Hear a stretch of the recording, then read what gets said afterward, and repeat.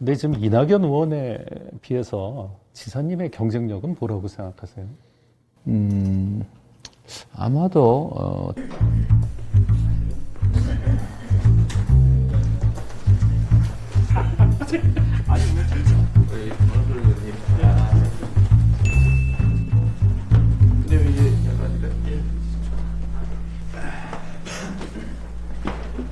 아니 저는 좀 딱딱한 것보다는 방송을 하고 있지만 이렇게 가볍은 대담식으로 좀 했으면 좋겠어요. 그러죠. 뭐. 네, 네. 네, 네.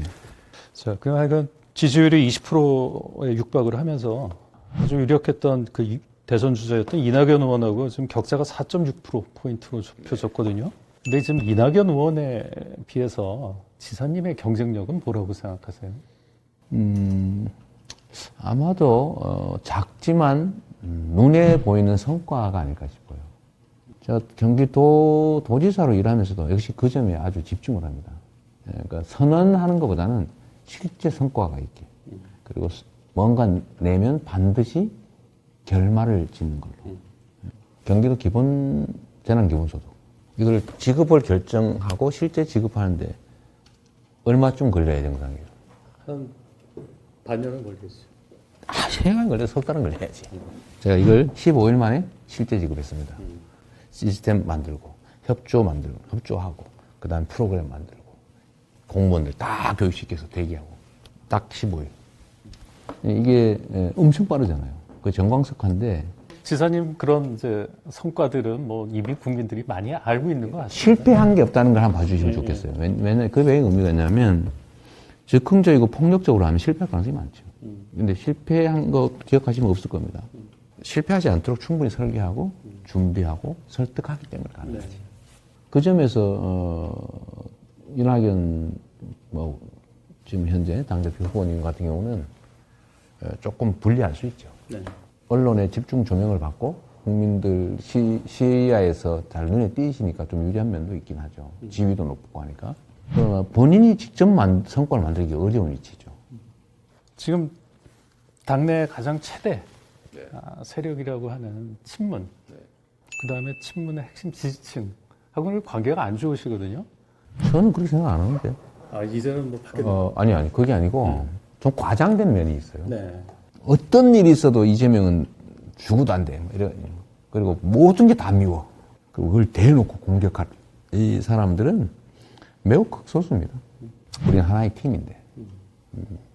그런 면에서 보면 합리적 지지자, 대부분의 합리적 지지자들은 그렇게 걱정하는 것처럼 절대 안 돼. 뭐 이런 건 그리 많지 않을 거라고 봐요. 너무 과장돼 있다고 생각됩니다. 예. 얼마 전에 그 김어준 방송에 나가서 서울시장하고 부산시장 무공천 발언에 대해서 잘못했다고 사과하시더라고요. 내년 재보선에 두 군데 다 그러면 공천해야 된다는 입장이신가요? 그게 제 의견을 물어본 것인데, 이제 공당의 대국민 약속은 지켜야 된다. 안 한다고 했으면 안 해야 되는 거죠. 또 그러나 정치는 또 생물이고 현실이기 때문에 어쩔 수 없이 공천해야 된다면 최소한 석고대죄 수준의 엄중한 자기 성찰과 대국민 사죄가 있어야 된다. 어쨌든 약속은 지키되 만약에 그 불가피하게 지킬 수 없는 상황이 된다면 그 현실도 또 일부 인정하고 대신에 그 점에 대한 엄중한 성찰과 사죄는 반드시 사전에 필요하다. 그 말이었어요. 네. 양쪽 다 열어놨다라고 저는 이제 읽히고요. 민주당에서 이제 후보를 내자는 또 의견들이 있는 건 분명하니까.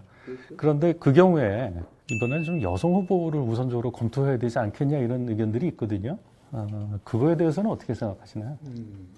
저는 이제 기본적으로 이제 우리나라의 여성의 정치 참여를 좀 늘려야 된다는 입장이어서요. 뭐 같은 조건이면 꼭 이번 상황이 아니더라도 여성 후보를 좀 많이 늘릴 필요가 있다라고 생각합니다.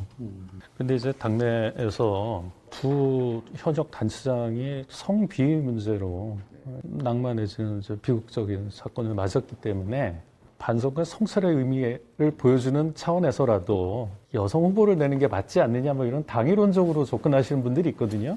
일단 서울시장 문제는 일견 동의할 수 있긴 하지만 아직 진상규명이 명확하지 않아서 뭘 확고하게 전제하고 말씀드리기는 어려운 측면들이 조금은 있죠. 뭐 반성적 고려해서 그걸 해야 될지는 글쎄 참 어려운 문제네요. 박원순 전 시장 관련해서요. 공은 공대로 인정해야 된다는 그런 입장도 있었고요. 이 성추행 그 혐의자를 이 공개적이고 대대적으로 애도하는 건 2차 가해다 이런 비판도 있었거든요. 지사님 의견은 어떤 입장이신가요?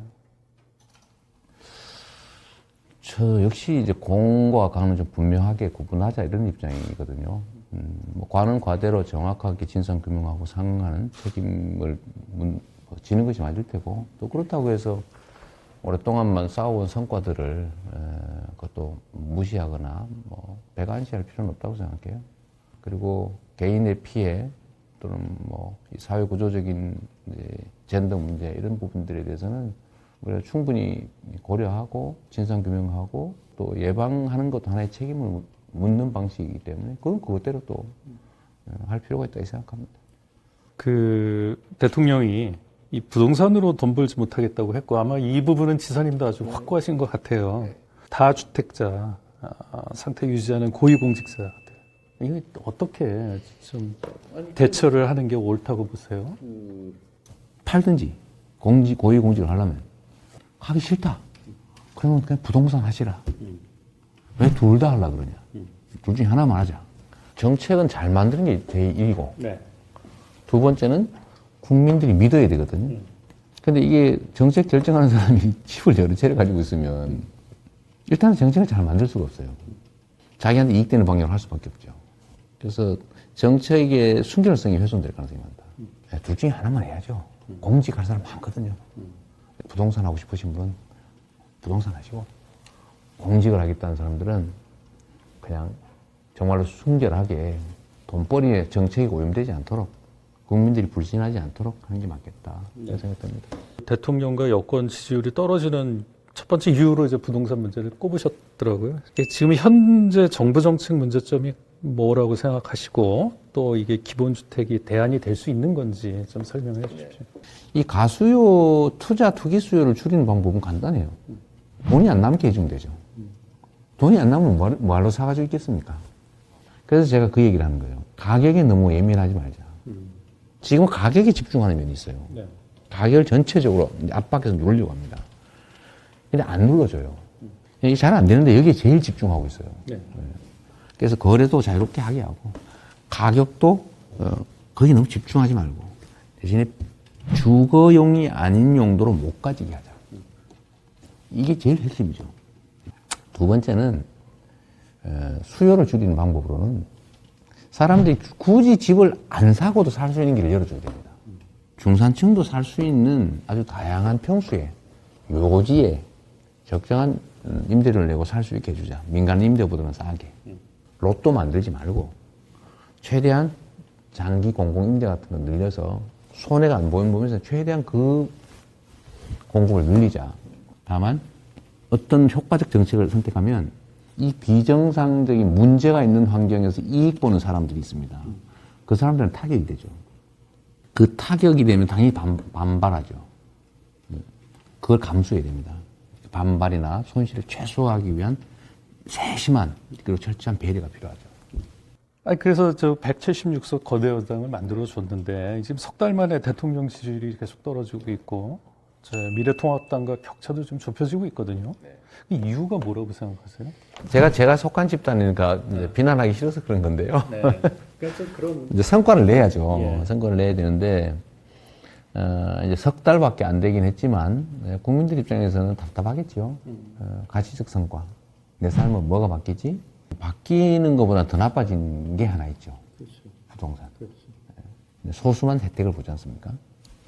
그래서 그러니까 당연히 평가가 나빠질 수밖에 없고 당도 예를 들면 개혁 입법들을 지금 당장이라도 표결까지 못할지라도 준비해야 되는데 그런 것들이 국민들의 입장에서는 좀 부족하다고 느낄 수 있습니다. 저도 부족하다고 느끼니까요.